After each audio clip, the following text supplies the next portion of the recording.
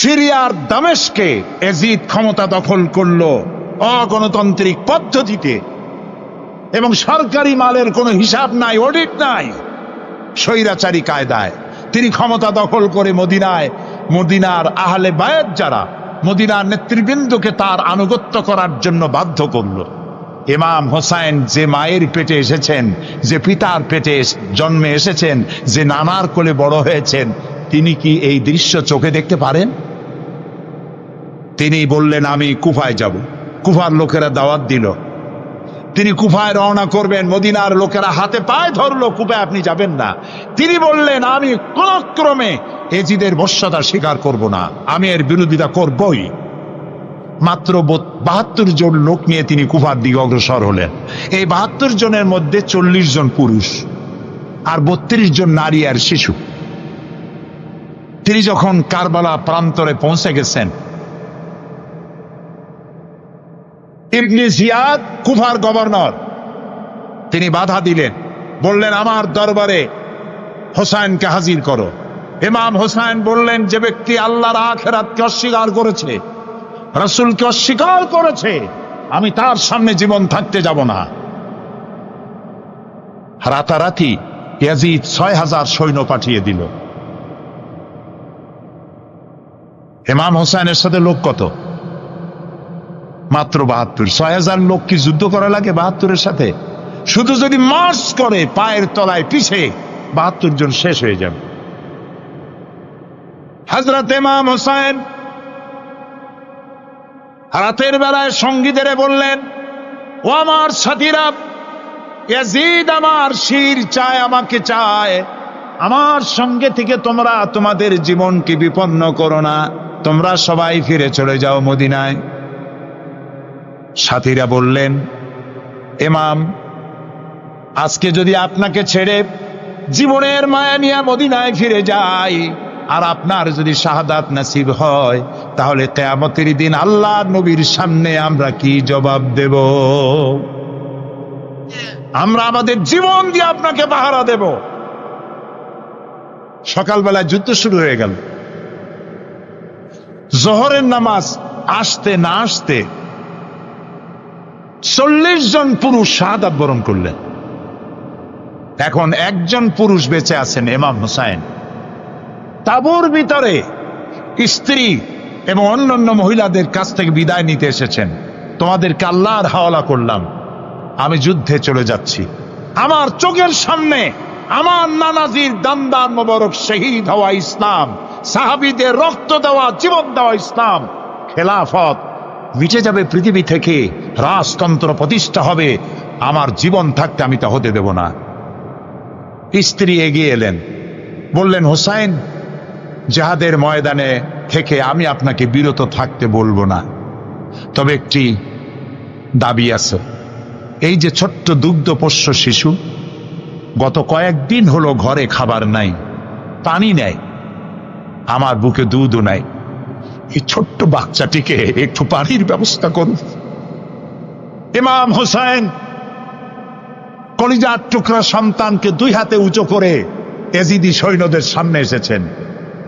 এজিদি সৈন্যরা, আমার হাতের দিকে তাকাও, এটি রসুলের আওলাদ, আমার কলিজার টুকরা সন্তান। ফোরাতের অফুরন্ত পানি প্রবাহিত হচ্ছে, একটু ফোরাতের কুলটা ছেড়ে দাও, ওর একটু পানি পান করায়। আমার সাথে তোমাদের শত্রুতা থাকতে পারে, এই নিষ্পাপ বাচ্চার সাথে তো কোনো শত্রুতা থাকার কথা নয়।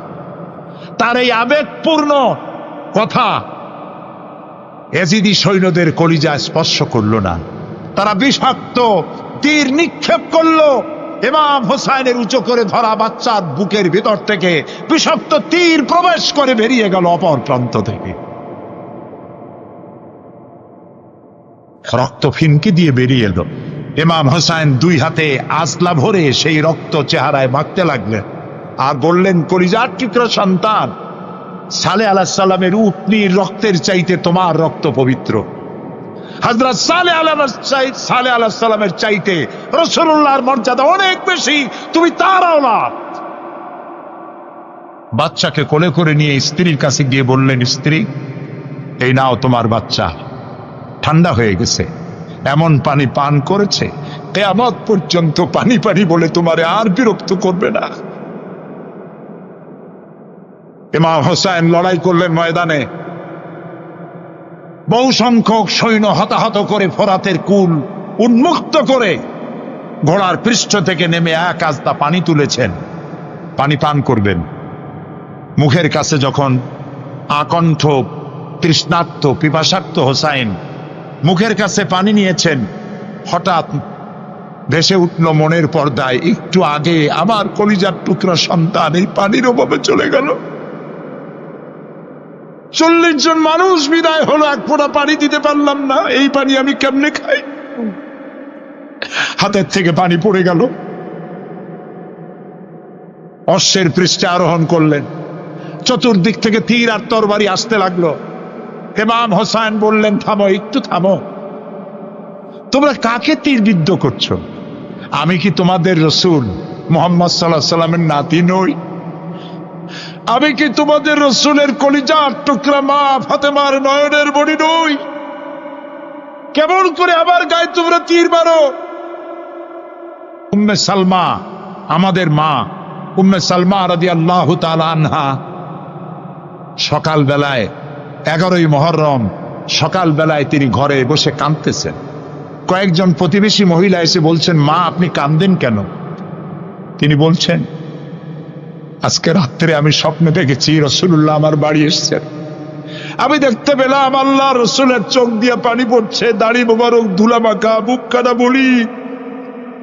আমি জিজ্ঞেস করলাম, ইয়া রাসূলুল্লাহ আপনি কাঁদেন কেন? মুখখানা মলিন কেন? দাড়ি মোবারকে ধুলাবালি কেন? রাসূলুল্লাহ বললেন, উম্মে সালমা তুমি জানো না আমি এইমাত্র কারবালা থেকে এসেছি। আমি দেখে এলাম আমার কলিজার টুকরা হুসাইনের শির মোবারক তার দেহ থেকে বিচ্ছিন্ন করে ঘোড়ার পদতলি, ঘোড়া দিয়ে পদদলিত করা হয়েছে তার দেহ মোবারক।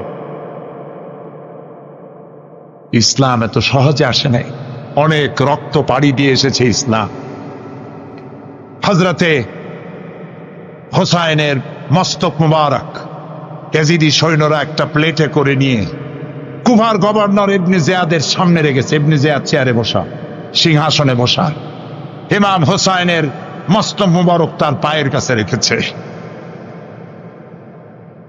কলঙ্কিত ইতিহাস, কি করে আমি শুনাই আপনাদেরকে? ইবনে জিয়াদ চেয়ারে বসে পায়ের কাছে রাখা ইমাম হোসাইনের ঠোঁটের উপরে লাঠি দিয়ে নাড়তেছে। হযরত যায়েদ রাদিয়াল্লাহু তাআলা আনহু 80 বছর বয়স, তিনি বলছেন, ইবনে জিয়াদ এতক্ষণ যা করেছো মুখ বুজে সহ্য করেছি, কিন্তু এখন যেটা তুমি করতেছো পায়ের কাছে কার ব্যথা? তুমি যে ঠোঁটের উপরে লাঠি দিয়া নাড়তেছো, আমি যায়েদ আমি দেখেছি রাসূলুল্লাহ 1000 বার এই মুখের উপরে চুমা খেয়েছেন। তোমার বেয়াদবি বন্ধ করো। প্রিয় ভাই, সব রাজতন্ত্র নয়, পরামর্শ ভিত্তিক সমাজ ব্যবস্থা প্রতিষ্ঠার জন্য আল্লাহ তাআলা ইসলাম দিয়েছেন, দ্বীন দিয়েছেন। আমার ছোটবেলার কথা আমি দেখেছি সরসিরা মাদ্রাসায় পড়তাম। আব্বা টাকা দিতেন মাদ্রাসায় যাওয়ার সময়, আবার মা আবার মুরগির ডিম বিক্রি করা, বিভিন্ন জিনিস বিক্রি করা বা বাজার করা পয়সা, উদ্বৃত্ত কিছু পয়সা আব্বার অজান্তে আমার হাতের মুঠার মধ্যে দিয়ে দিতেন। যখন মাদ্রাসার দিকে রওনা হয়েছি, পর্দার আড়াল থেকে দরজা থেকে দেখতাম, যতক্ষণ তাকায় দেখতেছি চোখ থেকে পানি দরদর করে পড়তেছে। সুবহানাল্লাহ, মা কি জিনিস! আল্লাহ আল্লাহ আল্লাহ। বিদেশে যদি কারো সন্তান মারা যায়, সবার জানার আগে কবি বলতেছেন, বিদেশে বিরাজ্যে যার পুত্র মারা যায়, পশু পক্ষী না জানিতে আগে জানে মায়। মায়ের কলিজার তারে টান লেগে যায়, মা বুঝতে পারে আমার সন্তানটা নাই। ইতালির রাজধানী রোম। রোম প্রাচীন সভ্যতার লালন ভূমি। কোরআনে কারিমে সূরায় রোম রয়েছে। এই রোম সেই রোম। এখানের বাদশার কাছে রাসূল করিম সাল্লাল্লাহু আলাইহি সাল্লাম হেরাক্লিয়াসের কাছে চিঠি পাঠিয়েছিলেন। সেই রোম। 12 থেকে 15,000-এর মতো বাংলাদেশি মুসলমান সেখানে আছে। জুমার দিন, যেদিন আমি গেলাম তার পরের দিনই জুমা ছিল। জুমার নামাজ পড়লাম ভ্যাটিকানের কাছেই বিশাল মসজিদ, ইউরোপের ভিতরে সবচাইতে বড় মসজিদ এটা। রোম ইসলামের দুশমনদের রাজধানী। সেইখানে যখন আযান হচ্ছে আশহাদু আন্না মুহাম্মাদার রাসূলুল্লাহ, আমার অনুভূতির কথা আপনাদেরকে বোঝাতে পারবো না, কি অনুভূতির সৃষ্টি হয়েছে আমার ভেতরে। ভ্যাটিকানের পোপ এক পাশে, কিছু দূরেই ভ্যাটিকান, ওটা হচ্ছে গোটা পৃথিবীর সমস্ত খ্রিস্টানদের কাবা, ভ্যাটিকান। তার পাশেই বিশাল মসজিদ, সেখানে নামাজ পড়লাম। চিন্তার ভেতরে আসলো আল্লাহ রাব্বুল আলামিন তার হাবিবের নাম, তার তাওহীদ, তার সালাতকে কিভাবে বিশ্বময় ছড়িয়ে দিলেন। আবু জাহেল চাইছিল মুহাম্মদ সাল্লাল্লাহু আলাইহি ওয়াসাল্লামকে স্তব্ধ করে দেবে মক্কার জীবনেই। কত বদনাম, সাহের, কাহেন, কাযযাব, শায়ের, নাউযুবিল্লাহি মিন যালিক, কত গালাগালি করলো। আর আল্লাহ শোনালেন, হাবিব চিন্তার কোনো কারণ নাই, ওয়ারাফা'না লাকা যিকরাক, আমি আপনার প্রশংসা বিশ্বময় ছড়িয়ে দেব। সুবহানাল্লাহি ওয়া বিহামদি। রোম প্রোগ্রাম শেষ করে আমাকে তারা নিয়ে গেল, যেটা আমি বলছি সফর কাহিনী শোনাবার সময় এটা না, যেহেতু এর সঙ্গে প্রাসঙ্গিক সেই জন্য বলছি। পাহাড় কেমনে তুলার মতো হয়ে উঠবে তার নজির দেখেছি। রোম শহর থেকে 300 মাইল দূরে, 300 কিলোমিটার দূরে নেপোলিয়ান বোনাপার্ট তার বাড়ি, এবং ওটা তার নামে একটা প্রভিন্স। ভূমধ্য সাগরের পারে ভিসুভিয়াস, পৃথিবীর সবচাইতে বড় আগ্নেয়গিরি, সেটা দেখাতে নিয়ে যাওয়া হলো আমাকে। যে পাহাড়টা পৃথিবীর মাটি থেকে তার চূড়া হচ্ছে 3 মাইল উঁচু, এর 2 মাইল গাড়িতে করে ঘুরে ঘুরে যাওয়া যায়, এরপর আর গাড়িতে যাওয়া যায় না, বাকিটুকুন যেতে হবে হেঁটে হেঁটে। পাহাড়ের উপরে অক্সিজেন কম, বেশ কষ্ট হচ্ছিল উঠতে। জীবনে প্রথম পাহাড়ে চড়েছি জাবালে নূর, রাসূল করিম সাল্লাল্লাহু আলাইহি ওয়াসাল্লামের উপরে যেখানে ওহী হয়েছিল সর্বপ্রথম। পাহাড় চড়ার একটা অভিজ্ঞতা ওখান থেকে আমার কিছুটা হয়েছিল। খুব কষ্ট হলো বাকি 1 মাইল উঠতে। যখন ভিসুভিয়াসের একদম শীর্ষে চলে গেছি, সেখানে গিয়ে আমার সাথে 15-20 জন লোক ছিল। আমি নিজেই আল্লাহু আকবার বলে আমার গলা থেকে আওয়াজ বেরিয়ে গেল। আমি দেখতে পেলাম ভিসুভিয়াসের শীর্ষে বিশাল গর্ত। আমার মনে হয় গর্তটা এই মাঠের 1/4 হবে, এই মাঠের 1/4 হবে গর্তটা। সেই গর্তটার গভীরতা হচ্ছে 1.5 কিলোমিটার।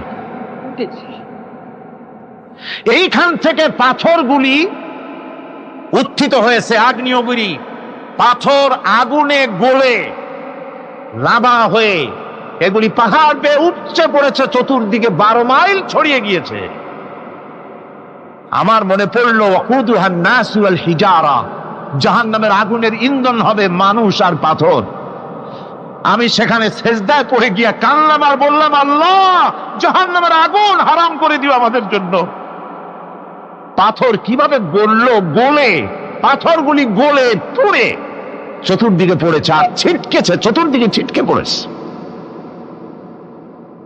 সেই পাথরগুলি ছিটকে ছিটকে যেগুলি পুড়ে পড়েছে সেগুলিকে দূরে সাদা রঙের বলে মনে হয়, কোনোটা সাদা কোনোটা কালো, মনে হয় যেন তুলার মতো হয়ে পড়ে আছে চতুর্দিকে। 1944 সনে তৃতীয়বারের মতো ভিসুভিয়াস যে অগ্নিগিরি, যে অগ্নি উৎপাত করে, তাতে আশেপাশের 12 মাইল এলাকা এফেক্টেড হয়ে যায়।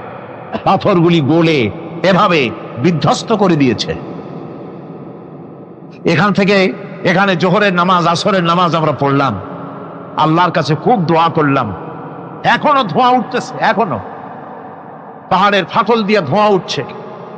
একজন হাত দিয়ে আমাকে বলল যে খুব গরম লাগে ধোঁয়াগুলি।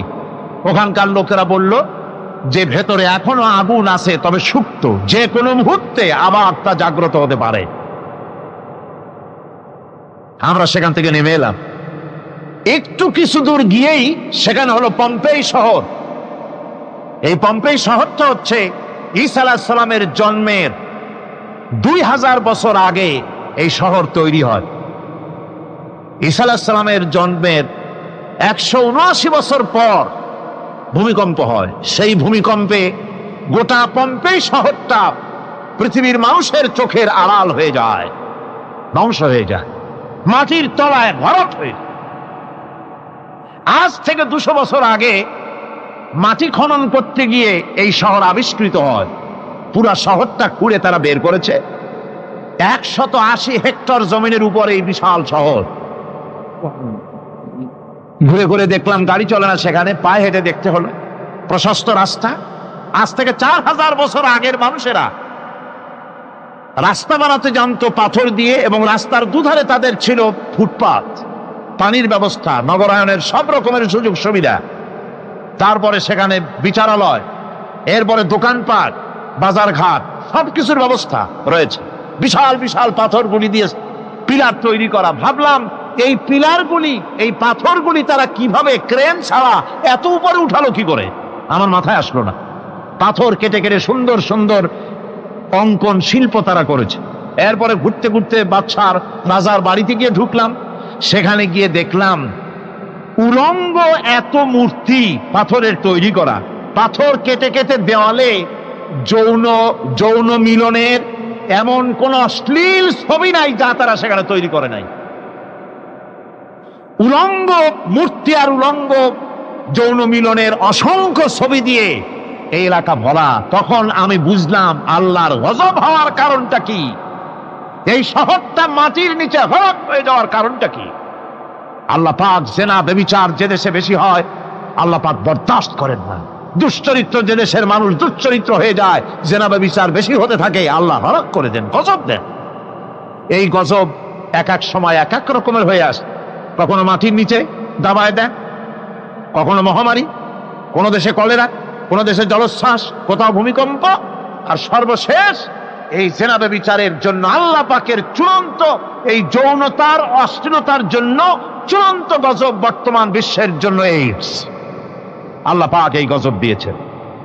বন্ধুগণ, আমি সেই জায়গা, আমি সেখানে যা দেখলাম যে আল্লাহ পাক পাহাড়গুলিকে কিভাবে উড়াবেন, এটা অস্বীকার করার কোনো উপায় নাই। বিশ্বাস তো করতামই। তবে হযরত ইব্রাহিম আলাইহিস সালাম যেমন বলেছিলেন, রব্বি আরিনি কাইফা তুহিল মাউতা, হায় আল্লাহ তুমি মরাকে জিন্দা করবা কেমনে?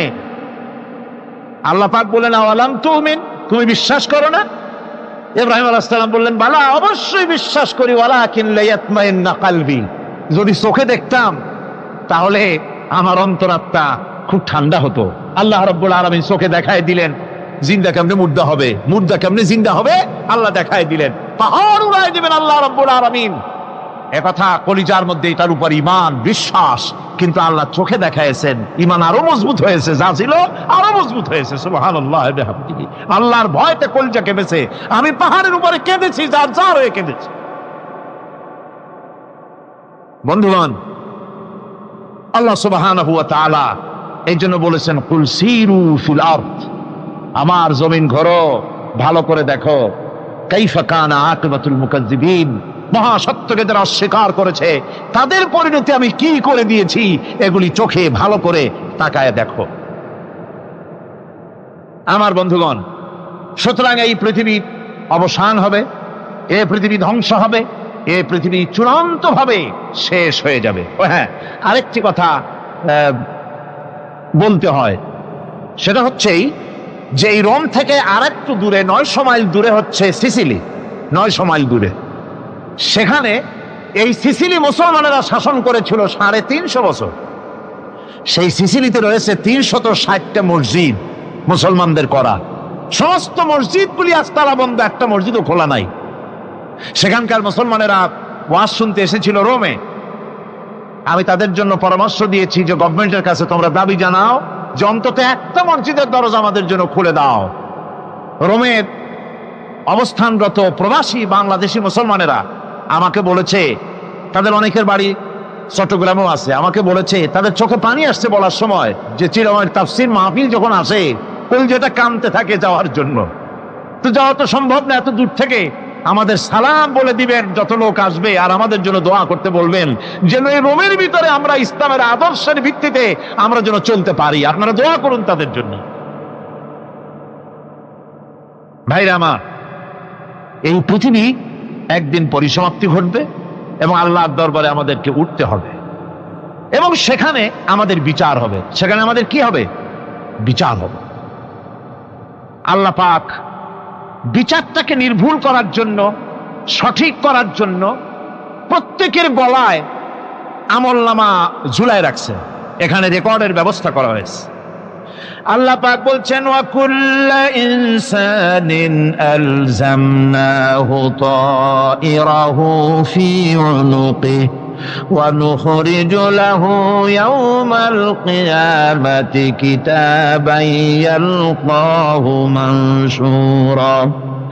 আল্লাহ পাক বলেন, প্রত্যেকের ভালো মন্দ কর্মফল, কর্মলিপি আমি তার গলায় ঝুলায় রেখেছি। কিয়ামতের দিন সে নিজের কাছে স্পষ্ট সব দেখতে পারবে, কোনো জিনিস বাদ পড়বে না। তার গলায় তার আমলনামা ঝুলানো আছে, সব রেকর্ড হতেছে। আমরা যা করছি সবগুলি রেকর্ড হয়ে যাচ্ছে। বর্তমান বিজ্ঞানীরা আবিষ্কার করেছে যে মানুষের শরীরের ভিতরে ডিএনএ আছে, রক্তের ভিতরে ডিএনএ, এটা একটা কোড। মানুষের রক্তের ভিতরে ডিএনএ আছে। যেমন তার ব্রেনের ভিতরে কতগুলি কোষ আছে, এক একটা কোষ এক এক ধরনের কাজ করে, অনুরূপ ভাবে তার শরীরের ভিতরে রক্তের ভিতরে ডিএনএ আছে। এই ডিএনএটা কি? এই ডিএনএটা হচ্ছে, এই ডিএনএ একটা কম্পিউটারের মতো কাজ করতেছে। লোকটা কি করবে, কোথায় যাবে, সে ভালো হবে মন্দ হবে কি হবে, সব তার ডিএনএর মধ্যে রেকর্ডকৃত আছে।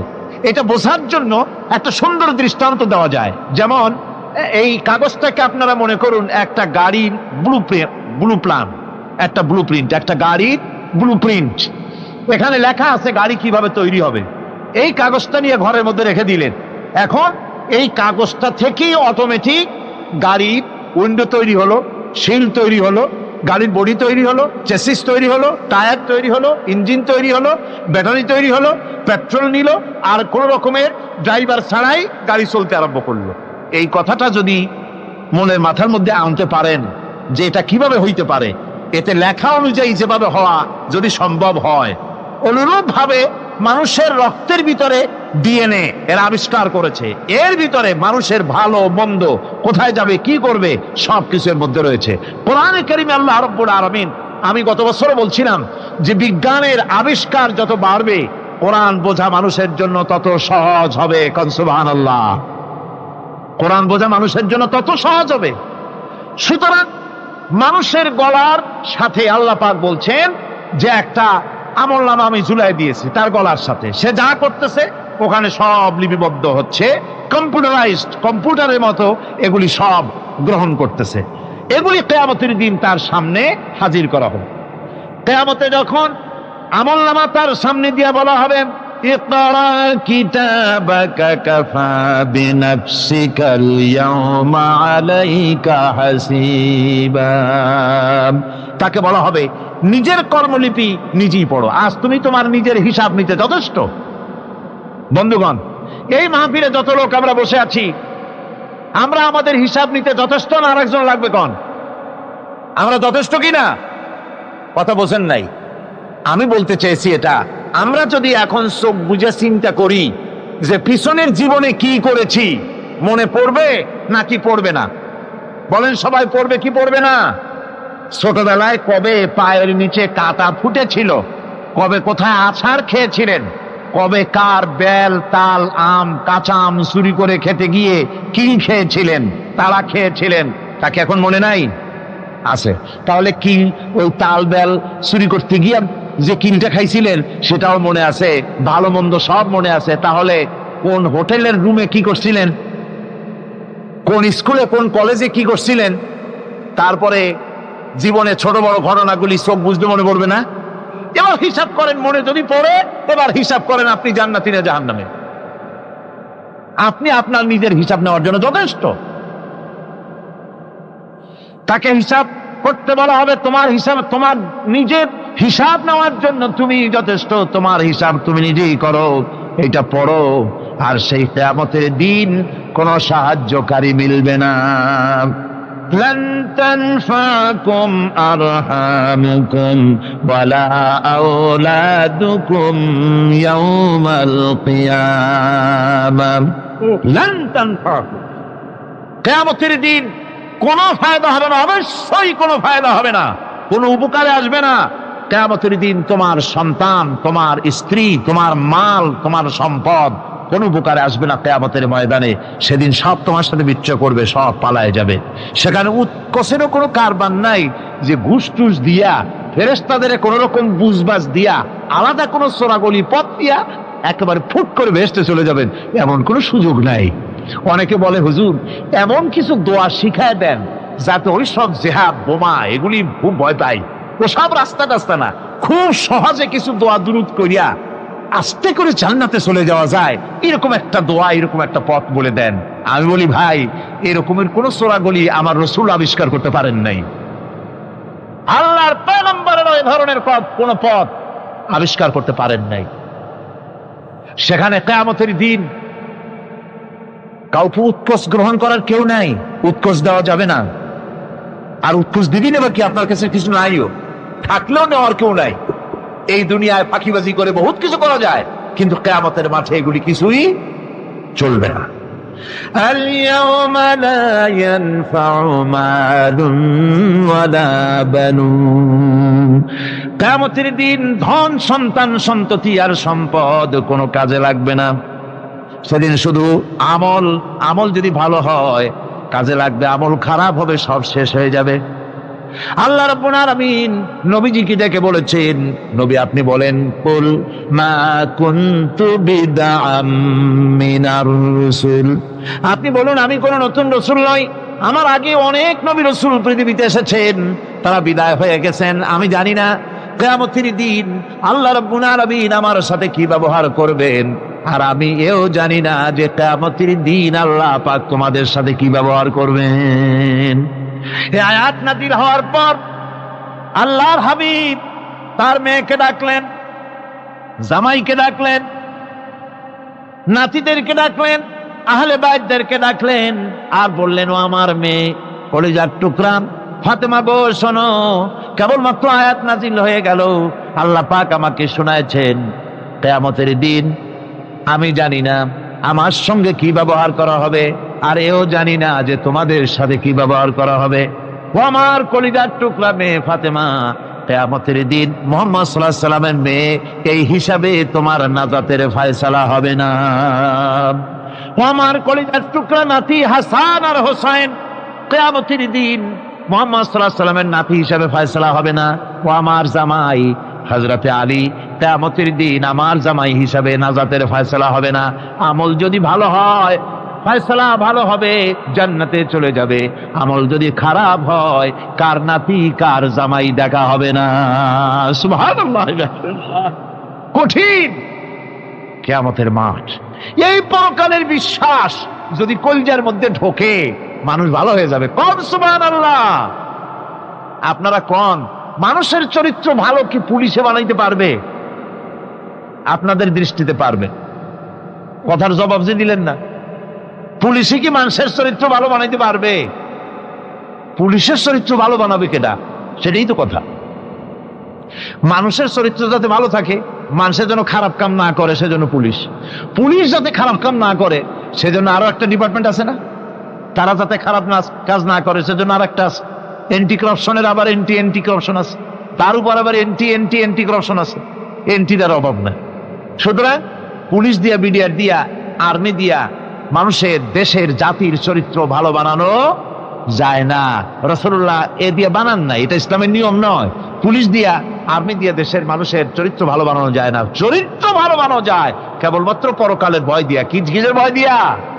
ওই যে মক্কার জীবনে ওই সমস্ত মানুষগুলি যারা চুরি করত, ডাকাতি করত, জেনা করত, বদমাশি করত, যারা শয়তানি করত, যারা মানুষকে খুন করত, এই মানুষগুলি এত ভালো হয়ে গেল যারা চুরি ছেড়ে দিল, ডাকাতি ছেড়ে দিল, জানাবে বিচার ছেড়ে দিল, এত ভালো হয়ে গেল, পৃথিবীর মধ্যে সেরা মানুষ তারা হয়ে গেলেন। জোরে বলেন সুবহানাল্লাহ। নবীর সাহাবীরা পৃথিবীর শ্রেষ্ঠ সন্তান, নবীর সাহাবীরা পৃথিবীর সেরা মানুষ, তাদের চাইতে সেরা মানুষ নবীদের পরে আর কেউ হতে পারে না। জোরে কোন সুবহানাল্লাহ। নবীর পরে পৃথিবীতে শ্রেষ্ঠ মানুষ কারা? সাহাবায়ে কেরাম রিদওয়ানুল্লাহ তাআলা আলাইহিম আজমাইন। ওনারা তো কুফরের মধ্যে ছিলেন, শিরকের মধ্যে ছিলেন, চুরি ডাকাতি জেনা ব্যভিচার এমন কোন পাপ নাই যা করা হয়নি। তারপরে যখন আল্লাহর নবীর কাছ থেকে তাওহীদ, রিসালাত ও আখিরাতের দাওয়াত পেলেন, কি সোনার মানুষ এক একজন হয়ে গেলেন। সুবহানাল্লাহ। যারা ছিলেন নারীর সতীত্বের জম, তারা হয়ে গেলেন নারীর সতীত্বের পাহারাদার। যারা মানুষের মাল চুরি করত, ডাকাতি করত, তারা রাতভর মানুষের মালের পাহারা দিল, মানুষের রক্তের পাহারা দিল। সুবহানাল্লাহ বিহামদি। রক্ত সম্পদের পাহারা দিল। রাসূল বললেন, খায়রুল কুরুনে কারনি, সর্বশ্রেষ্ঠ যুগ তো আমার যুগ। বন্ধুগণ, এরপরে একটা জীবন আসবে, ওই কিয়ামতের ময়দানে। এই পরকালের বিশ্বাসটা গুরুত্বপূর্ণ ব্যাপার, আমাদের সব কিছুর হিসাব দেওয়া লাগবে। আল্লাহ পাক বলেন, ইন্নাস সামআ ওয়াল বাসারা ওয়াল ফুআদা কুল্লু উলাইকা আনহু মাসউলা। নিঃসন্দেহে মানুষের শ্রবণ শক্তি, দর্শন শক্তি এবং তার অন্তঃকরণের কল্পনা সম্পর্কে আল্লাহ রাব্বুল আলামিনের কাছে জিজ্ঞাসিত হতে হবে। কান দিয়া কি করেছিল, চোখ দিয়া কি করেছিল, মুখ দিয়া কি করেছিলে, হাত দিয়ে কি করেছিলে, সবকিছুর জবাব আল্লাহ রাব্বুল আলামিনের কাছে দিতে হবে। সবটার জবাব দিতে হবে, কোনো কিছু বাদ যাবে না। এমনকি মনের ভিতরে যে কল্পনা আমরা করি, এই কল্পনার হিসাবও আল্লাহর দরবারে দিতে হবে।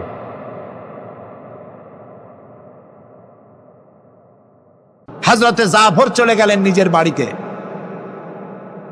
স্ত্রীকে ডেকে বললেন, স্ত্রী, রাসূলুল্লাহ আমাকে নির্দেশ করেছেন মুতার প্রান্তরে যুদ্ধে যাওয়ার জন্য। আমি চলে যাব, তোমার কাছে বলতে এলাম। রাসূলুল্লাহ নির্দেশ না করলে বলতেও আসতাম না। আমি যদি শহীদ হয়ে যাই, আমি যদি আর না ফিরি, আমার সন্তানগুলিকে আমার রাস্তায়ও, এই রাস্তায়, দ্বীনের রাস্তায় তাদেরকে তৈরি করবে। স্ত্রী বলছেন, হে আমার স্বামী, রাসূলুল্লাহ নির্দেশ করেছেন জিহাদের ময়দানে যাওয়ার জন্য।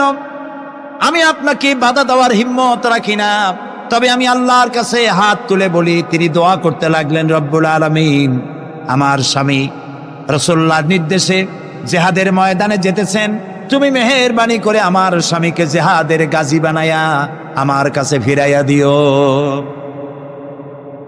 হযরতে জাফর তরবারিটা খাপের মধ্য থেকে বের করে তরবারির উল্টা দিক দিয়া স্ত্রীর মুনাজাত করা অবস্থায় তার হাতের উপরে মৃদু আঘাত করলেন আর বললেন, স্ত্রী হাত নামাও, উল্টা দোয়া করো না। রাসূলুল্লাহ আমার নাম দ্বিতীয় নম্বরে বলেছেন, আমার আগেও একজন আছে, পরেও একজন আছে। মুতার প্রান্তরে আমি যে শহীদ হব তাতে কোনো সন্দেহ নাই। উল্টা দোয়া করো না, বরং আমার শাহাদাত মঞ্জুরের জন্য দোয়া করো, আর এই আমার সন্তানগুলিকে দ্বীনের রাস্তায় পরিচালিত করো। আর আমি তোমার কোনো হক আদায় করতে পারি নাই, আমারে মাফ করে দিও। হযরতে জাফর সালাম দিয়ে চললেন। পিছনে স্ত্রী কাঁটা কবুতরের মতো ছটফট করছে, আর ছোট ছোট বাচ্চারা পিছনে দৌড়াচ্ছে, আব্বা আব্বা বলে কাঁদতেছে। হযরতে জাফর পিছনের দিকে একবার ফিরে তাকায়, দেখলেন না কে কান্দে, কে দৌড়ায়। যুবক আব্দুল্লাহ বিন রাওয়াহা, তিনি নতুন বিবাহ করেছেন। আজকের রাত তার বাসর সজ্জার রাত। রাসূলুল্লাহ হুকুম করেছেন জিহাদে যেতে হবে। তিনি চলে গেলেন নিজের বাড়িতে। বাড়ি গিয়ে শুনতে পান রাতের বেলায় স্ত্রী তেলাওয়াত করতেছেন কোরআনে কারীম। হযরতে জাফর হযরতে আব্দুল্লাহ বলছেন, স্ত্রী একটু কোরআন পড়া বন্ধ করো, আমার কথা শোনো। আল্লাহর নবী আমাকে জিহাদের জন্য যাওয়ার জন্য আমাকে নির্দেশ করেছেন, আমি জিহাদে চলে যাচ্ছি। তোমার সঙ্গে বিবাহ হয়েছিল, আমি তোমার কোনো হক আদায় করতে পারি নাই, এজন্য আমারে তুমি মাফ করে দিও। স্ত্রী বলল, প্রাণের স্বামী, আমি শুনেছি এই মদিনায় আপনি সুপুরুষ, এক সুদর্শন যুবক, প্রাণ ভরে একবার দেখতেও পারি নাই।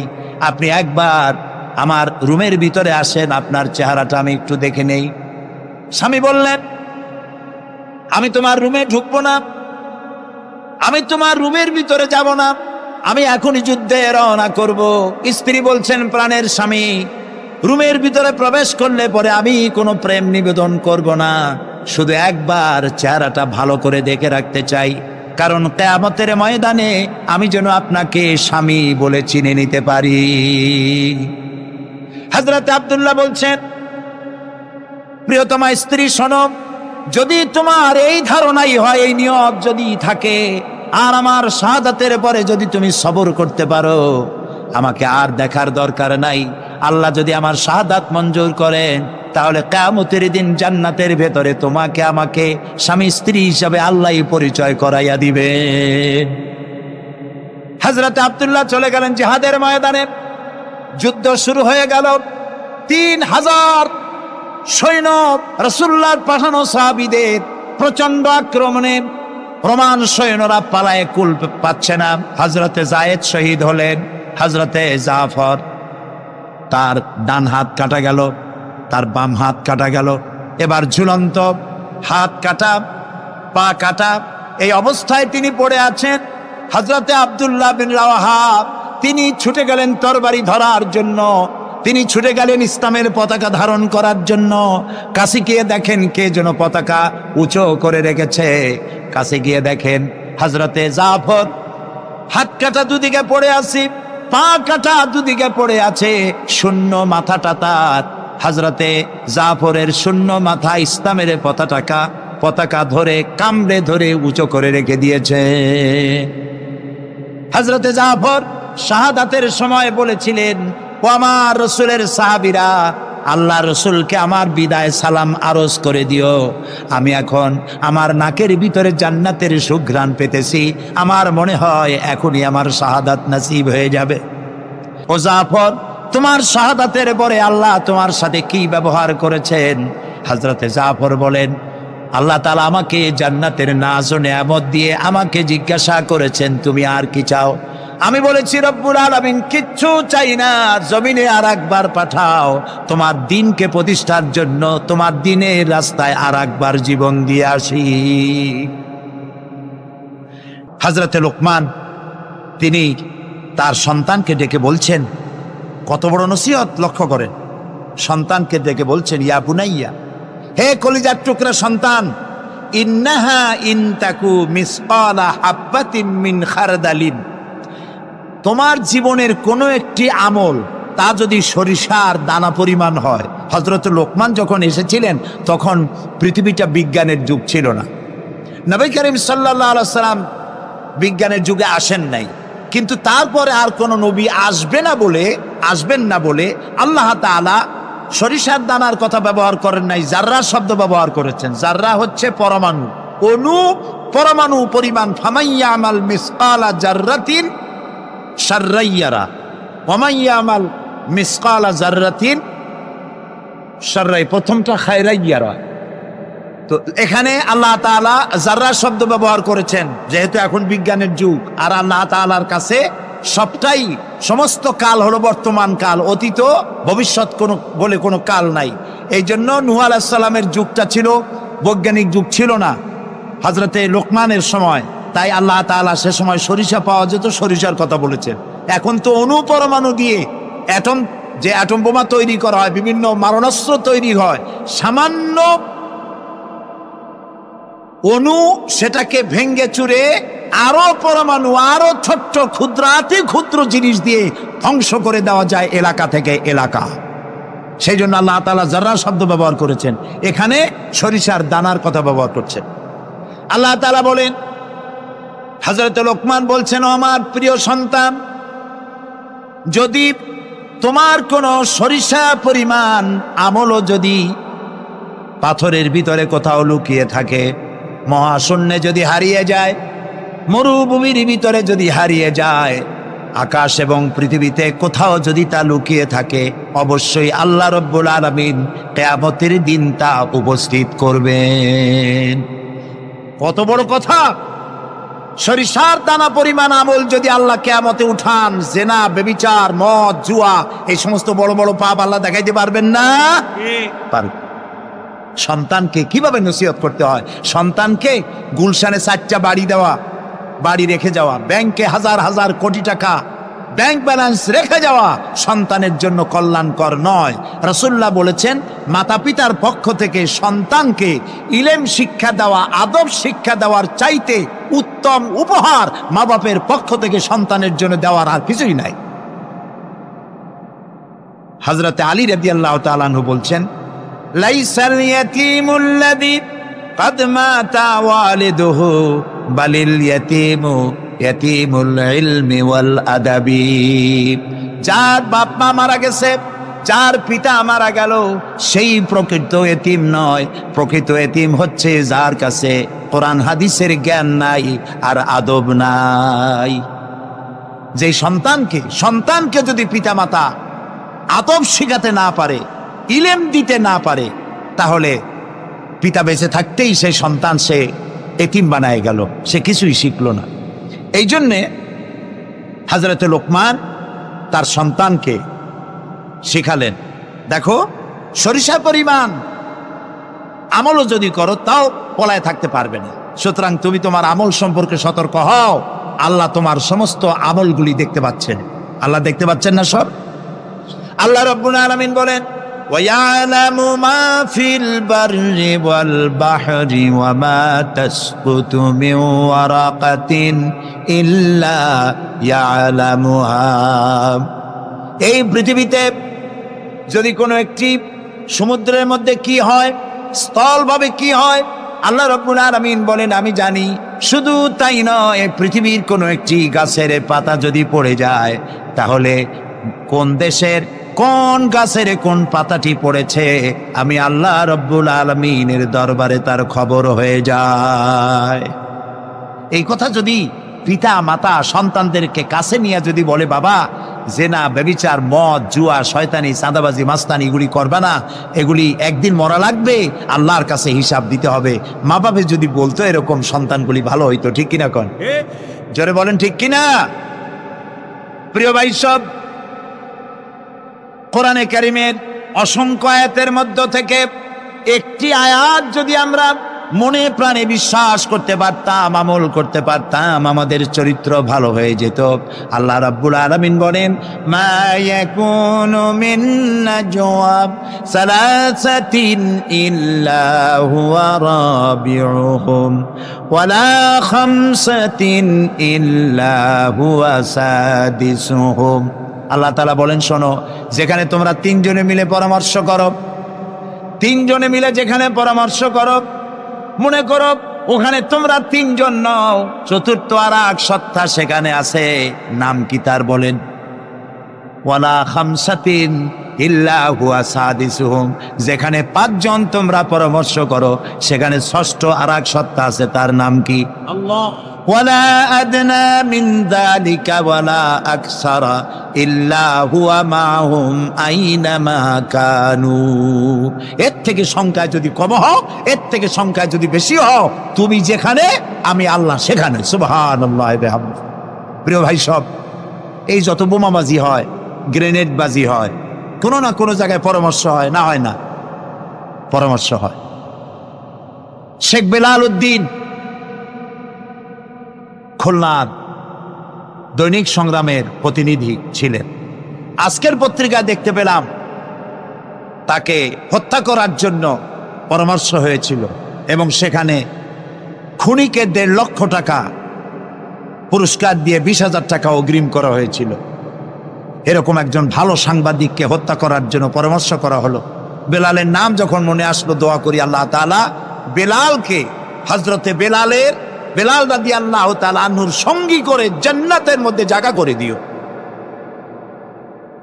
যেখানে বসে এই পরামর্শটা করা হলো, কিবরিয়া একজন অর্থনীতিবিদ, দেশের একজন গুণী ব্যক্তি, তাকে হত্যা করার জন্য যেখানে পরামর্শ হয়েছিল, 21শে অগস্ট গ্রেনেড হামলা করার জন্য যেখানে পরামর্শ করা হয়েছিল, সেখানে 3 জন হোক 5 জন হোক, যারাই পরামর্শ করেছিল, তাদের যদি জানা থাকতো যে আল্লাহ রাব্বুল আলামিন এই অনুষ্ঠানে তিনি দেখতে পাচ্ছেন এবং শুনতে পাচ্ছেন, তাহলে এত বড় মারাত্মক পশুর কাজ তারা করতে পারত না।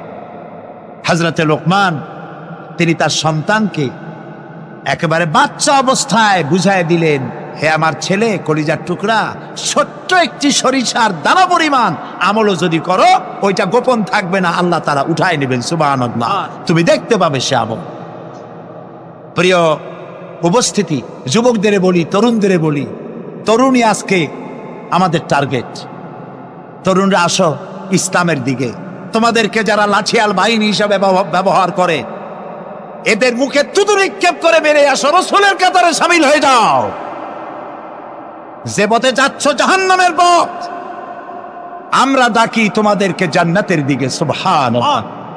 প্রিয় ভাই সব, আমি আপনাদের খেদমতে আরজ করব, হযরতে লোকমানের এই তৃতীয় নসিহতের শেষ অংশটি করেই আমরা আপনাদের সামনে যে কথা বলতে চাই তা হলো, হযরতে লোকমান বলছেন, ওয়া'মুর বিল মারুফি ওয়ানহা আনিল মুনকার, ভালো কাজের আদেশ দাও, অন্যায় কাজ থেকে মানুষকে বিরত রাখো। সুবহানাল্লাহ বলেন, সবাই বলেন সুবহানাল্লাহ। ভালো কাজের আদেশ দাও। ভালো কাজের আদেশ দেওয়া।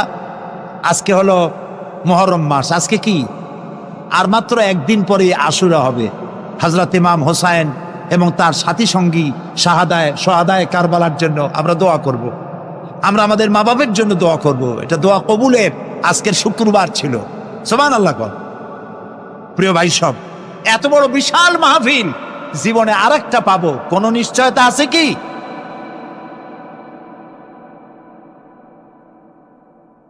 তিন নম্বর নসিহতের শেষ অংশ হচ্ছে, হে প্রিয় বৎস, ভালো কাজের আদেশ করবা আর অন্যায় কাজের বিরোধিতা করবা। ভালো কাজের আদেশ আমরা এখন ভুলে গেছি, করি না।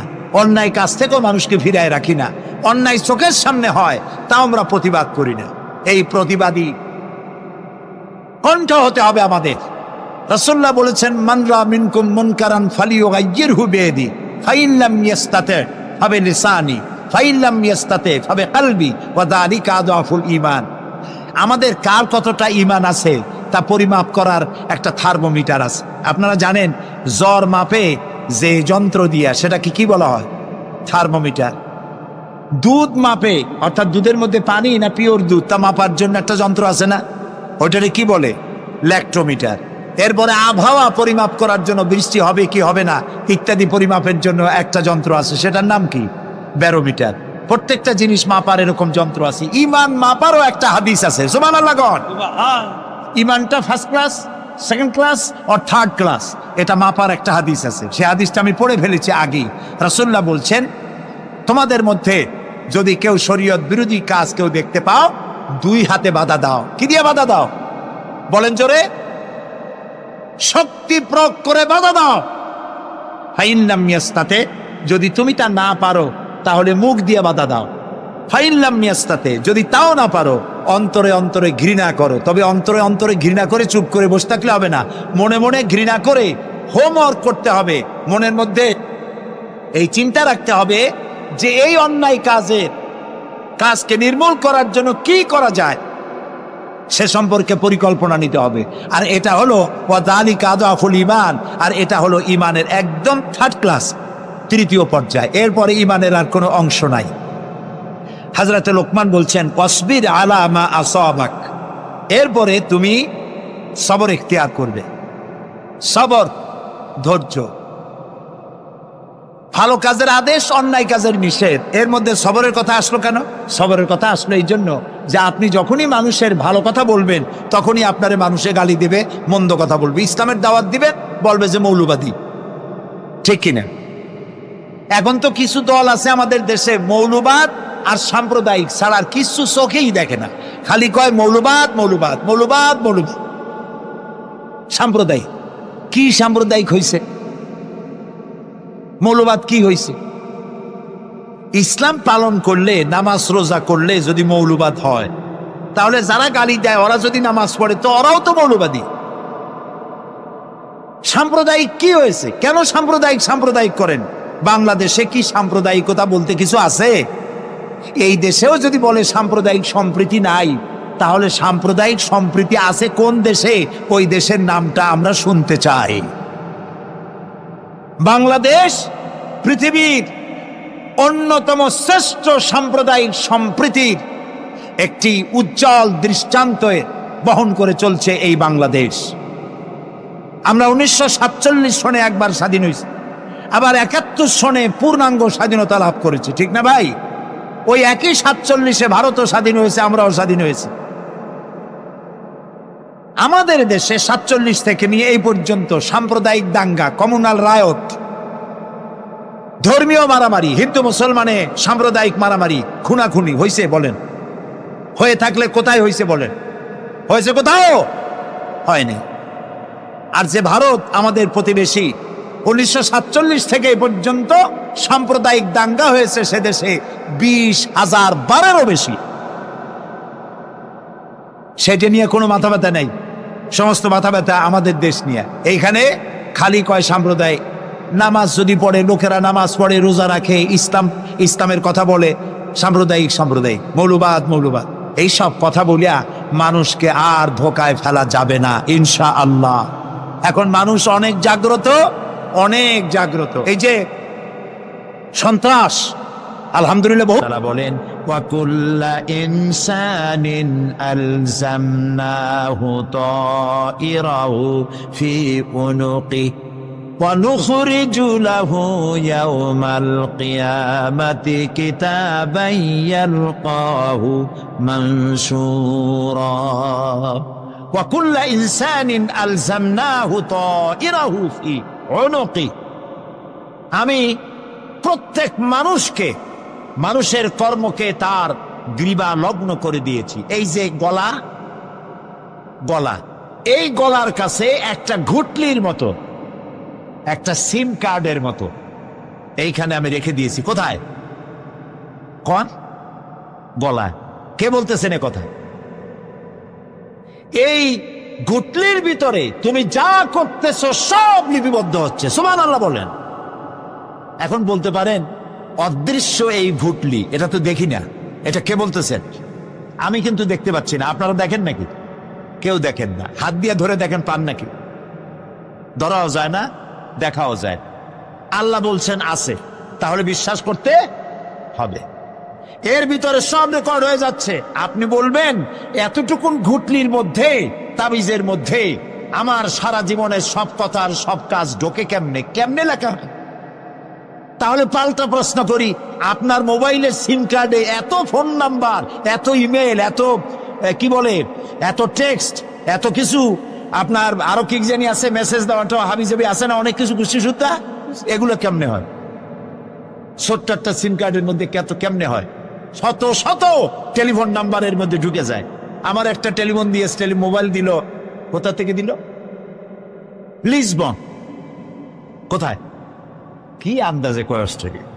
লিসবন হচ্ছে পর্তুগালের রাজধানী। সেখানে প্রোগ্রাম ছিল, ওরা আমাকে একটা মোবাইল দিল। এতে যে কত ফাংশন আল্লাহই ভালো জানে, আমি এখনো শিখতে পারিনি। এত ফাংশন, এতটুকু একটা মোবাইলের মধ্যে।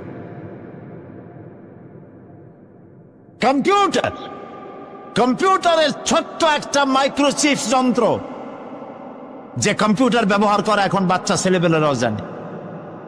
এটা একটা পৃথিবীর বিস্ময়।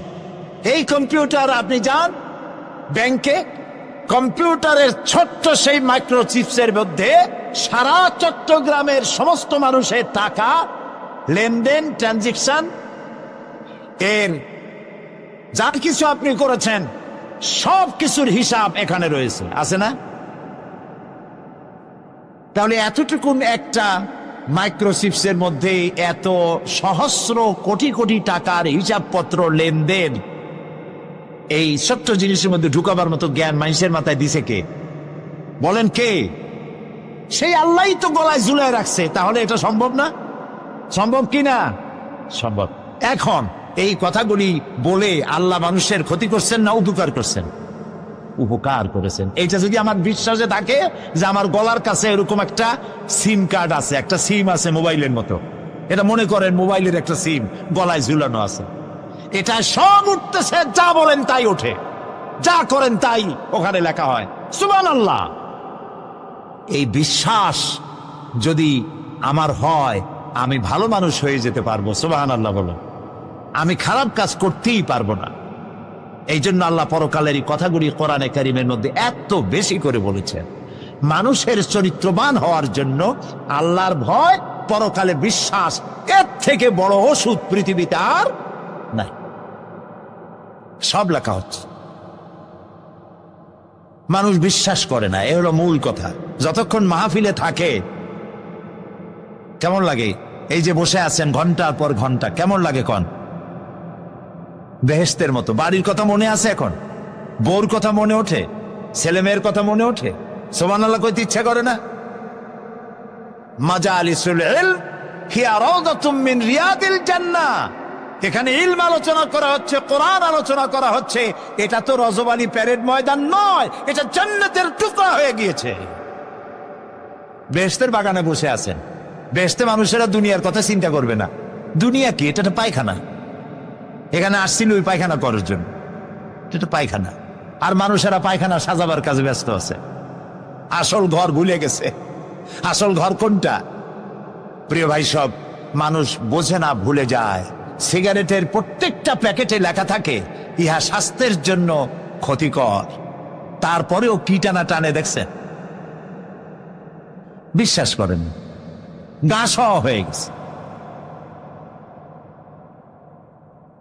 এই আমলনামা তৈরি হচ্ছে, হঠাৎ করে কিয়ামতে বানায় দেওয়া হবে না।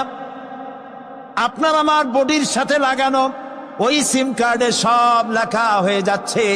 কিয়ামতের দিন এগুলি হাতে দেওয়া হবে, আর আল্লাহ তাআলা বলবেন, ইকরা কিতাবাকা কাফা বিনাফসিকাল ইয়াউমা আলাইকা হাসিবা।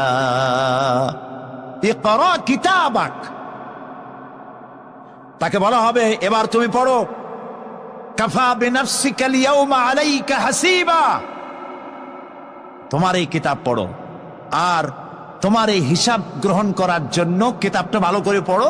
তোমার নিজের হিসাব নেওয়ার জন্য তুমি নিজেই যথেষ্ট। তুমি দোজখে যাবা না বেহেশতে যাবা, তুমি নিজেই সিদ্ধান্ত নাও কোথায় যাবে। তোমার নিজের কি করছিলা এখন তুমি দেখো। এই জন্য আমি বলি মাঝে মধ্যে আমরা এখনো হিসাব করতে পারি এখানে বসিয়া। আমাদের কি হওয়া উচিত? ছোটবেলার কথা মনে আছে? নাই? মনে নাই? এই যে স্কুল থেকে পলাইছিলেন, তারপরে 2 দিন পর স্কুলে গিয়ে হাজির হয়েছেন। মাস্টার জিজ্ঞেস করলো গতকাল আসো নাই কেন? তখন বললেন মা বলেছেন আমার নাকি পেটে ব্যথা হয়েছিল। এইসব স্কুল ফাঁকি দেওয়া, মার খাওয়া, মানুষের বাড়ির লিচু খাইতে গিয়ে চুরি করিয়া কিল খাওয়া, এইসব ছোট ছোট কথা মনে পড়লে এখনো হাসি পায়। এসব কথা মনে আছে না? ছোট ছোট কথা, ছোট ছোট কথাগুলি যদি মনে থাকে, তাহলে কোন হোটেলে, কোন বাগানে, কোথায়, কোন পাপ করেছেন তা মনে নাই। এখন নিজে হিসাব করেন জায়গা কোথায় হওয়া উচিত। পাপ করেছেন কত, ভালো কাজ করেছেন কত, নিজে হিসাব করে দেখেন কোন দিকে যাবেন। আমরা নিজেরাই যথেষ্ট হিসাবের জন্য। আল্লাহ তাই বলবেন কিয়ামতের দিনে, ইকরা কিতাবা, তোমার কিতাব তুমি পড়ো, তোমার হিসাব নেওয়ার জন্য তুমিই যথেষ্ট। আহারে, আল্লাহ রাব্বুল আলামিন বলেন, ওয়া আশরাকাতিল আরদু বিনুরি রাব্বিহা ওয়া বুদিআল কিতাবু ওয়া জিআআ বিন নাবিয়্যিনা ওয়াশ শুহাদাআ বাইনাহুম বিল হক ওয়া হুম লা ইউযলামুন। পৃথিবী তার রবের নূরের ঝলকানিতে উদ্ভাসিত হবে। সুবহানাল্লাহ, সুবহানাল্লাহ। আল্লাহর নূরের ঝলকানিতে গোটা পৃথিবী উদ্ভাসিত হয়ে যাবে। আমলনামা তুলে ধরা হবে, পয়গম্বর এবং সাক্ষীগণকে হাজির করা হবে, এবং সকলের প্রতি সুবিচার করা হবে। তাদের কারো প্রতি জুলুম করা হবে না। আল্লাহ গ্যারান্টি দিচ্ছেন, কারো প্রতি জুলুম করা হবে না। সুতরাং হে মানুষেরা, ইয়া আইয়ুহাল ইনসানু ইন্নাকা কাদিহুন ইলা রাব্বিকা কাদহান ফামুলাকি। হে মানুষ, তোমার পালনকর্তা পর্যন্ত পৌঁছতে তোমাকে অনেক কষ্ট করতে হবে, এরপর তুমি তার সাক্ষাৎ পাবে, কিয়ামতে তোমার সাক্ষাৎ হবে। কাজী তোমার নিজের আমলকে সুন্দর করে আমলকে তৈরি করে নাও। فَأَمَّا مَنْ أُوتِيَ كِتَابَهُ بِيَمِينِهِ فَسَوْفَ يُحَاسَبُ حِسَابًا يَسِيرًا وَيَنْقَلِبُ إِلَى أَهْلِهِ مسرورا। সুবহানাল্লাহ। যার ডান হাতে আমলনামা দেওয়া হবে, কিয়ামতের দিন আমলনামাগুলি উড়িয়ে দেওয়া হবে। ইমানদারের সামনের থেকে কোন হাতে, আর বেঈমানের পিছন থেকে বামে। এই আমলনামা যখন যার ডান হাতে আমলনামা পৌঁছে যাবে, তার হিসাব নিকাশ সহজ হয়ে যাবে। আমলনামা হাতে করে আনন্দ চিত্তে সে আপন পরিবারের সঙ্গে মিলিত হতে পারবে। সুবহানাল্লাহ। আল্লাহ কিয়ামতের দিন দয়া করে আমাদের আমলনামা আমাদের ডাইন হাতে দিয়ে দিও। আল্লাহ তাআলা দয়া করে আমাদের হাতে, আমাদের ডান হাতে আমাদের আমলনামা দিও। দয়া করে আমাদের আমলনামা আমাদের ডাইন হাতে দিও। আনন্দ চিত্তে পরিবারের সঙ্গে দেখা করে সব পরিবার, মা বাপ, স্ত্রী পুত্র পরিজন, ভাই বোন, বন্ধু বান্ধব নিয়া জান্নাতে থাকার তৌফিক দিও। আয় আল্লাহ, বিগত 26 বছর যারাই মাহফিলে এসেছেন তাদেরকে নিয়ে এক জান্নাতে থাকার আমাদেরকে তৌফিক দিয়ে দিও। وَأَمَّا مَنْ أُوتِيَ كِتَابَهُ وَرَاءَ ظَهْرِهِ فَسَوْفَ يَدْعُو ثُبُورًا وَيَصْلَى سَعِيرًا। আর যার আমলনামা পিছন থেকে বাম হাতে আসবে, সে তো মৃত্যুকে আহ্বান করতে থাকবে, মৃত্যুকে ডাকবে। এর থেকে যদি মরে যেতে পারতাম তাও ভালো হইতো। তার আর উপায় থাকবে না, তার জায়গা হবে জাহান্নামে। নাউযুবিল্লাহ। আমরা সবাই বলি নাউযুবিল্লাহ। এরপরে আল্লাহ রাব্বুল আলামিন মিজান খাড়া করবেন, দাড়িপাল্লা। মিজান কি? দাড়িপাল্লা। ইনসাফ কি মুকদ্দাস তারাজু। ইনসাফের প্রতীক কি তাও কইতে পারেন না, জোরে বল না। এটা হচ্ছে ইনসাফের প্রতীক। সুপ্রিম কোর্ট ঢাকা, সুপ্রিম কোর্টের সামনে বিশাল দাড়িপাল্লা টানানো, দেখছেন না? মানুষেরা তো বোঝে না, গ্রাম দিয়ে লোকেরা যায়, যাই এটা দেখে এক কয়েকটি, উরে বাবা, জামাত ইসলামের এত বড় অফিস। দাড়িপাল্লা তো জামাত ইসলামের না, এটা ইনসাফের প্রতীক। তারা ক্ষমতায় গেলে ইনসাফ করবে, এটা বোঝাবার জন্য এই প্রতীককে গ্রহণ করেছে। আল্লাহ যেন ইনসাফ করার তৌফিক দিয়ে দেয়। বলেন আমিন, জোরে বলেন আমিন। কিয়ামতের দিন এই দাড়িপাল্লা মিজান আল্লাহ তাআলা প্রতিষ্ঠিত করবেন, এবং এই মিজানে যার পুণ্য পাল্লা ভারী হবে সে কৃতকার্য, আর যার পাল্লা হালকা হবে সব শেষ। আল্লাহ রাব্বুল আলামিন বলেন, وَنَضَعُ الْمَوَازِينَ الْقِسْطَ لِيَوْمِ الْقِيَامَةِ فَلَا تُظْلَمُ نَفْسٌ شَيْئًا وَإِنْ كَانَ مِثْقَالَ حَبَّةٍ مِّنْ خَرْدَلٍ أَتَيْنَا بِهَا وَكَفَى بِنَا حَاسِبِينَ। আমি কিয়ামতের দিন ন্যায় বিচারের মানদণ্ড স্থাপন করব। তখন কারো প্রতি অবিচার করা হবে না। যদি কোনো আমল সরিষার দানা পরিমাণ হয়, আমি তা হাজির করব। সুবহানাল্লাহ, সুবহানাল্লাহ। এবং হিসাব গ্রহণের জন্য আমি যথেষ্ট। এবং হিসাব মানুষেরা মনে করবে, এত মানুষ আদম আলাইহিস সালাম থেকে নিয়ে পর্যন্ত, এখান থেকে নিয়ে কিয়ামত পর্যন্ত সব মানুষের তো উঠবে সেমন হিসাব হবে নাকি? একজন একজন করে হিসাব হবে। আল্লাহ বলছেন আল্লাহ সারিউল হিসাব, দ্রুত হিসাব নিতে সক্ষম। আল্লাহ নিজের কানে নিজে শুনবেন, অন্যের মাধ্যমে নয়, নিজে শুনবেন। প্রত্যেক আর আসামির কাছ থেকে, লোকদের কাছ থেকে তার বক্তব্য শুনবেন। ভায়া মিডিয়া শুনবেন না, নিজেই শুনবেন। আল্লাহর কান আছে না, চোখ আছে না? লোকেরা এই যে বইপত্রে লেখে আল্লাহ হচ্ছে নিরাকার, কত বড় বাজে কথা। আল্লাহ নিরাকার, আমরা এমন এক আল্লাহর ইবাদত করি, তিনি আমাদের কিছু শুনতে পান না, কান টান নাই, তিনি আমাদের কিছু দেখতে পান না। এরকম নাকি আল্লাহ তাআলা? আল্লাহ তাআলা কোরআন শরীফে বলেছেন আল্লাহর হাত, আল্লাহর পা, আল্লাহর চোখ, আল্লাহর মুখ। তবে এগুলি কি রকম? আল্লাহর হাত, পা, চোখ কেমন, আকারটা কেমন? এর একটাই জবাব। কয়টা জবাব? জোরে বলেন। একটাই জবাব, আল্লাহর যেমন হওয়া উচিত তেমন। সুবহানাল্লাহ বলে, সুবহানাল্লাহ বলে। এর থেকে আর কোনো জবাব নাই। এই একটাই জবাব, আল্লাহর যেমন হওয়া উচিত ঠিক তেমন। লাইসা কামিসলিহি শাইউন, আল্লাহর অনুরূপ, আল্লাহর মতো আকাশেও কিছু নাই, জমিনেও কিছু নাই। এটা আমাদের ঈমান, এটা আমাদের কি ঈমান। সুতরাং তিনি জুলুম করবেন না এবং হিসাব নিবেন, আর যথার্থ হিসাব নিবেন। সেখানে কারো প্রতি কোনো জুলুম করা হবে না।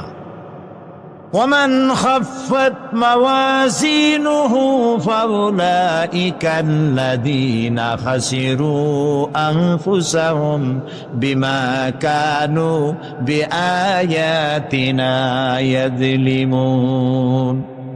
আর যাদের পাল্লা হালকা হবে তারা তো শুধু নিজেদেরই ক্ষতি সাধন করবে, কেননা তারা আমার আয়াত সমূহকে অস্বীকার করত।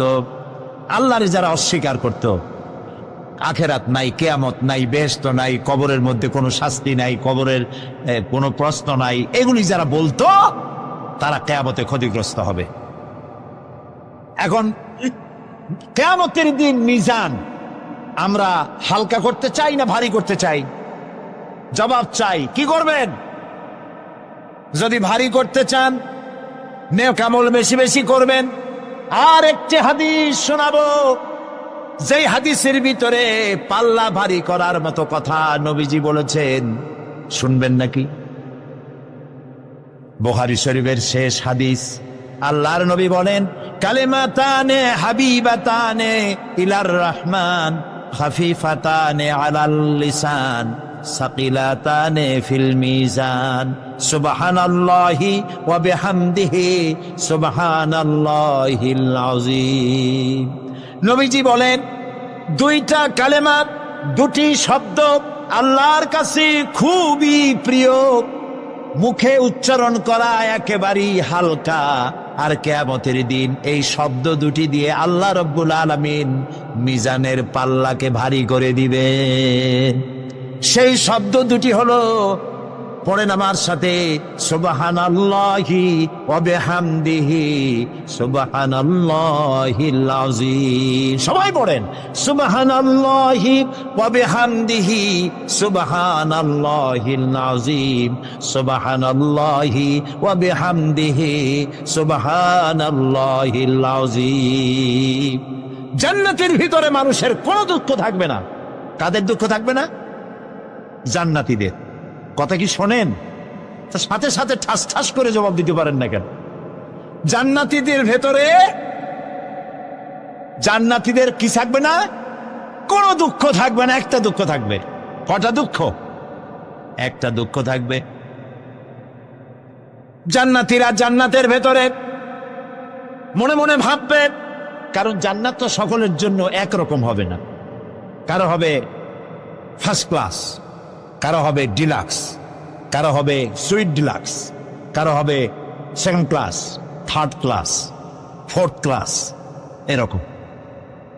এটা কি ইনসাফ না জুলুম? ইনসাফ। আপনি খালি নামাজ পড়ছেন, রোজা রাখছেন, হজ করছেন, জাকাত করছেন, জাকাত দিছেন, হালাল হারাম বাইসা করছেন, আপনারে যে জান্নাত দেওয়া হবে ওই ব্যক্তি যিনি তাহাজ্জুদের নামাজ পড়েছেন, কোরআন বুঝেছেন, কোরআন প্রতিষ্ঠার জন্য আন্দোলন করেছেন, জেল খেটেছেন, জরিমানা দিয়েছেন, ফাঁসির মঞ্চে চড়েছেন, তার জান্নাত আর আমার জান্নাত সমান হওয়া কি উচিত? কাজে আল্লাহ তাআলা তো ইনসাফ করবেন কিয়ামতের দিন। নবীদের, সাহাবীদের, তারপরে দিনের জন্য যে যত পরিশ্রম করেছেন তার পুরস্কারটা সেরকমই হবে। এই জান্নাতির ভিতরে, জান্নাতীদের মধ্যে কোনো দুঃখ থাকবে না, একটি দুঃখ ছাড়া। তারা মনে মনে ভাববেন, রব্বুল আলামিন, অমুক অমুক সময় চায়ের দোকানে বসে আড্ডা মেরেছিলাম, বাসের মধ্যে ঘন্টার পর ঘন্টা বসেছিলাম, আজে বাজে চিন্তা করেছি, সময় চলে গেছে ঘন্টার পর ঘন্টা। ওই সময়গুলিতে যদি তোমার নামের জিকির করতাম, তেলাওয়াত করতাম, তাহলে জান্নাতের ভেতরে আজ আমি আরো ভালো ভালো জায়গা পাইতাম।